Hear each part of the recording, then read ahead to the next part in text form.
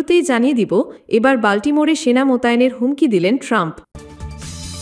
এরপর রয়েছে এবার চীনের সঙ্গে ভারতের পানিযুদ্ধের আশঙ্কা। এবার বাল্টিমোরে সেনা মোতায়েনের হুমকি দিলেন ট্রাম্প।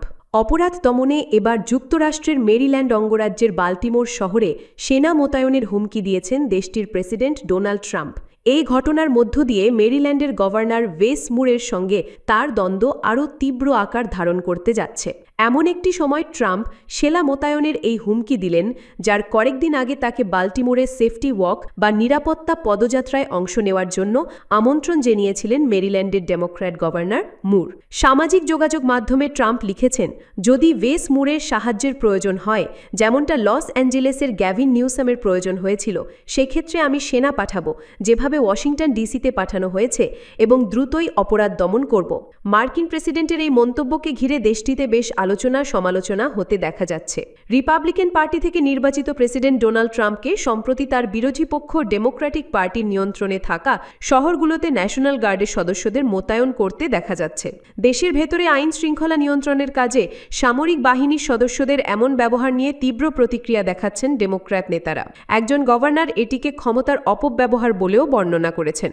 যদিও ট্রাম্প বলছেন যে শহরগুলোতে অপরাধ দমনের অংশ হিসেবেই সেনা মোতায়েন করা হচ্ছে। আগামী কয়েক সপ্তাহের মধ্যে যুক্তরাষ্ট্রের ১৯টি অঙ্গরাজ্যে ন্যাশনাল গার্ডের প্রায় ১৭০০ সদস্যকে মোতায়েন করা হতে পারে বলে মার্কিন গণমাধ্যমের খবর থেকে জানা যাচ্ছে। গভর্নর মুর বরাবরই প্রেসিডেন্ট ট্রাম্পের একজন কড়া সমালোচক। অপরাধ দমনের নামে সেনা পাঠানোর যে হুমকি ট্রাম্প দিয়েছেন, সেটাকে অজ্ঞতাপূর্ণ বলে মন্তব্য করেছেন মুর। তিনি বলেন, কারণ তারা আমাদের রাস্তায় হাঁটেনি, তারা এখানকার মানুষের সঙ্গেও থাকেনি, ফলে তারা বারবার আমাদের সম্পর্কে এই ধরনের ভ্রান্ত ধারণা প্রচার করে নিজেরা মজা পাচ্ছে। সেনা পাঠানোর বিষয়ে নিজের সামাজিক মাধ্যম ট্রুথ সোশ্যালে রবিবার ট্রাম্প যে পোস্ট দিয়েছেন, সেটিকে গভর্নর মুরের সেফটি ওয়াকে অংশ নেওয়ার আমন্ত্রণের সরাসরি প্রতিক্রিয়া হিসেবে দেখা হচ্ছে। এবার চীনের সঙ্গে ভারতের পানিযুদ্ধের আশঙ্কা।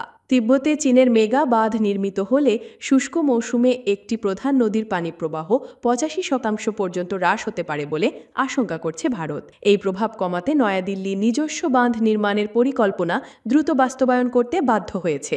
বিষয়টির সঙ্গে সংশ্লিষ্ট ৪টি সূত্র এবং একটি সরকারি বিশ্লেষণের বরাতে এক প্রতিবেদনে এ তথ্য জানিয়েছে রয়টার্স। ভারত সরকার ২০০০ সালের গোড়ার দিকে তিব্বতের আংশি হিমবাহ থেকে জলপ্রবাহ নিয়ন্ত্রণের জন্য প্রকল্পগুলো বিবেচনা করে আসছে, যা চীন, ভারত এবং বাংলাদেশের ভাটিতে ১০ কোটিরও বেশি মানুষের বাসস্থান। কিন্তু সীমান্তবর্তী রাজ্য অরুণাচল প্রদেশের বাসিন্দাদের তীব্র এবং সহিংস প্রতিরোধের কারণে এই পরিকল্পনাগুলো বাধাগ্রস্ত হয়েছে। তাদের আশঙ্কা, যে কোনো বাঁধের ফলে তাদের গ্রাম ডুবে যাবে এবং জীবনযাত্রা ধ্বংস হয়ে যাবে। এরপর ডিসেম্বরে চীন ঘোষণা করে তারা ইয়ারলুং জাংবো নদী ভারতে প্রবেশের ঠিক আগে সীমান্তবর্তী একটি কাউন্টিতে বিশ্বের বৃহত্তম জলবিদ্যুৎ বাঁধ নির্মাণ করবে। চীনের এই ঘোষণার পর ভারতের আশঙ্কা তৈরি হয় যে তাদের দীর্ঘদিনের কৌশলগত প্রতিদ্বন্দ্বী, যার অরুণাচল প্রদেশে কিছু আঞ্চলিক দাবি রয়েছে, এই নদীর উপর তাদের নিয়ন্ত্রণকে অস্ত্র হিসেবে ব্যবহার করতে পারে, যা আংশি হিমবাহ থেকে উৎপন্ন এবং ভারতে শিয়াং এবং ব্রহ্মপুত্র নামে পরিচিত। ভারতের বৃহত্তম জলবিদ্যুৎ কোম্পানি গত মে মাসে সশস্ত্র পুলিশ সুরক্ষার উপকরণগুলো আপার শিয়াং মাল্টিপারপাস স্টোরেজ বাঁধের একটি সম্ভাব্য স্থানের কাছে স্থানান্তরিত করেছে, যা সম্পন্ন হলে দেশের বৃহত্তম বাঁধ হবে। সিনিয়র ভারতীয় কর্মকর্তারা এই বছর নির্মাণ ত্বরান্বিত করার জন্য বৈঠক করছেন, যার মধ্যে জুলাই মাসে প্রধানমন্ত্রী নরেন্দ্র মোদীর কার্যালয়ের আয়োজিত একটিও রয়েছে বলে নাম প্রকাশ করার শর্তে একটি সূত্র জানিয়েছে।